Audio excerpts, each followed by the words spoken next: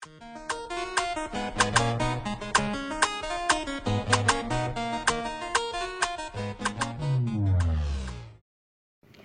social function of song atau fungsi sosial sebuah lagu adalah fungsi yang dapat mendorong seseorang untuk melakukan sesuatu kepada masyarakat atau setidaknya kepada orang-orang di sekitarnya.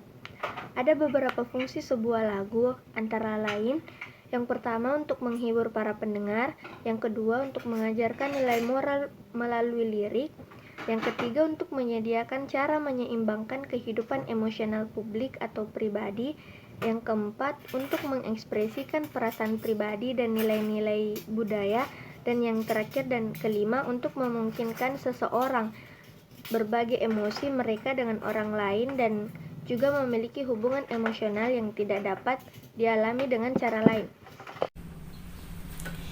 General structure of song. A. Intro.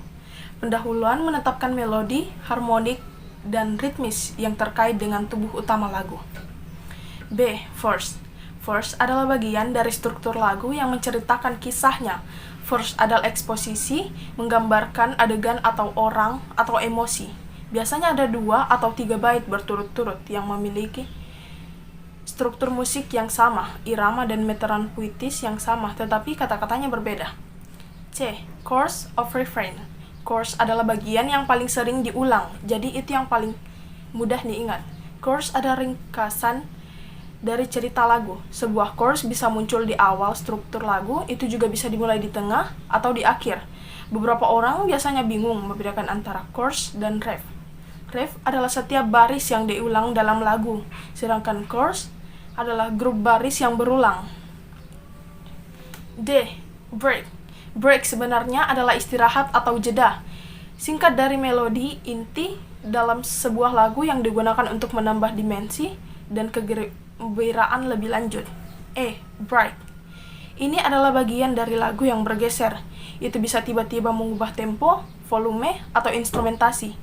Break adalah bagian yang memberikan waktu kepada penonton untuk merenungkan cerita atau memberi mereka klimaks atau kesimpulan dari cerita melalui syair dan paduan suara. Breaks dapat digunakan untuk memberikan istirahat pada penyanyi. F. Outro atau coda.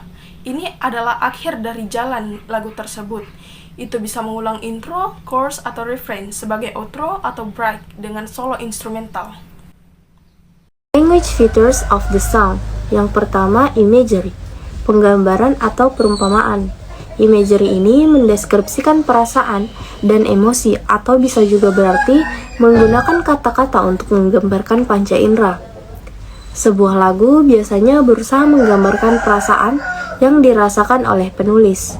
Contoh, her face blossomed when she caught a glance of him. Yang kedua ada ritme atau rhythm. Ritme di sini digunakan untuk menciptakan mood. Misalnya, apabila kita sedang bersedih dan mendengarkan lagu dengan ritme slow, maka kita akan terbawa suasana dengan lagu tersebut.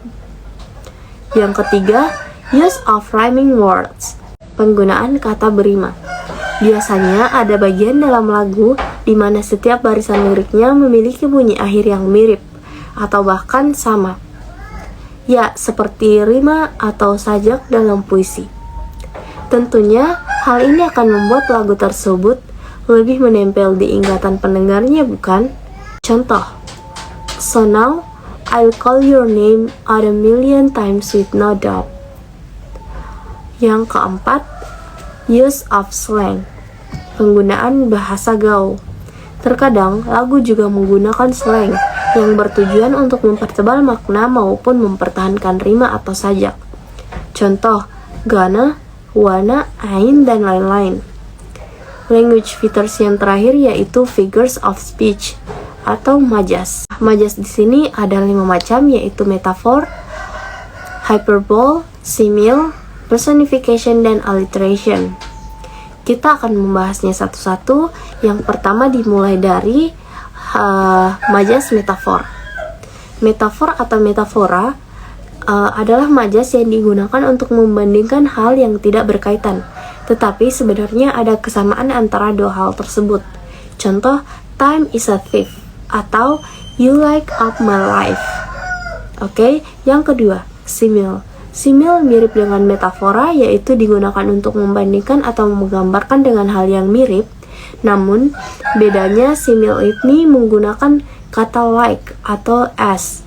Contoh, I will be rising from the ground, like a skyscraper. Yang ketiga, majas yang ketiga ada hyperbole atau hiperbola. Majas yang menggambarkan suatu hal secara berlebihan, terkadang menggelitik karena terlalu berlebihan. Contoh, I'm so happy that I could die.